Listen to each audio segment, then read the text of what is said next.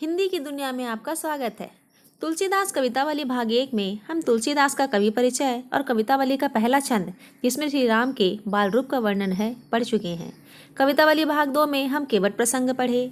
आज कवितावली का तीसरा छंद हम पढ़ेंगे जिसमें श्री राम के वन गमन का सजीव चित्र अंकित किया गया है। तो आइए छंद आरंभ करते हैं। पुरते निकसी रघुबीर बधु धरि धीर दये मग में डग द्वे झलकी भरी भाल कनी जल की पुट सूखी गए मधुरा धरवे।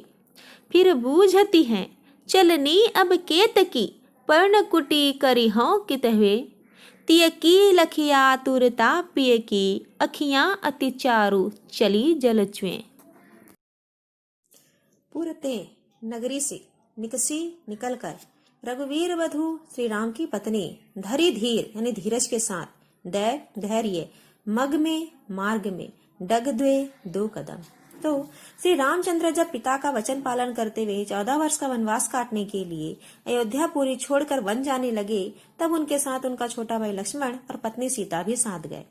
माता सीता बड़े धैर्य के साथ श्री रामचंद्र के साथ नगर छोड़कर जाने लगी और नगर से बाहर वे मार्ग में बस 2 ही कदम आगे बढ़ी थी कि झलकी झलकना, भरी भाल माथे पर ललाट पर, कनी जल की जल के कण, तो यहाँ जल के कण अर्थात पसीने की बूंदे हैं। पुट सूख गए यानी प्यास से सूख जाना, मधुराधर मधुर अधर। तो माता सीता जब नगर से बाहर रास्ते पर 2 ही कदम चली कि उनके माथे पर पसीने की बूंदें झलकने लगी और प्यास के कारण उनके सुंदर मधुर अधर सूख गए।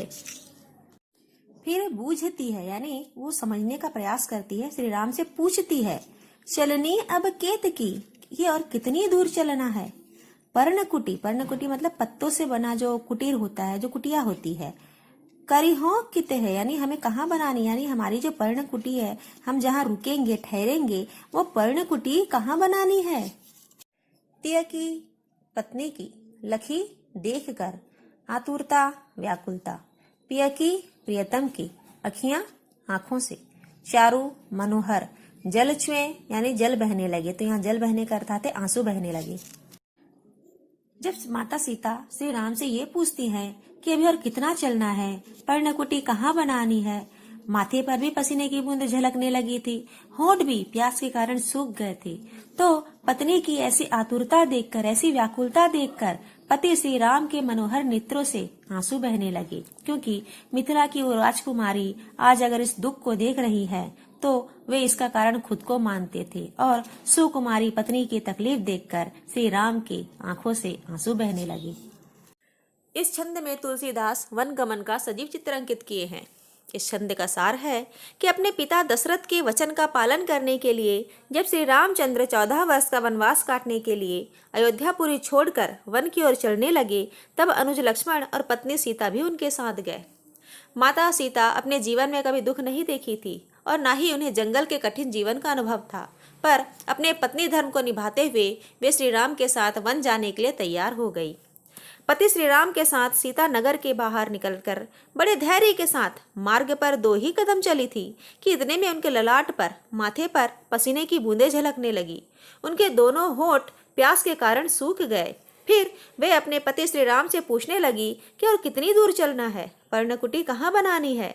सीता की ऐसी आतुरता देखकर, ऐसी व्याकुलता देखकर श्री राम जी की आंखों से आंसू बहने लगे, क्योंकि मिथिला की वो सुकुमारी राजकुमारी आज जिस दुख को देख रही थी वे इसका कारण खुद को मान रहे थे।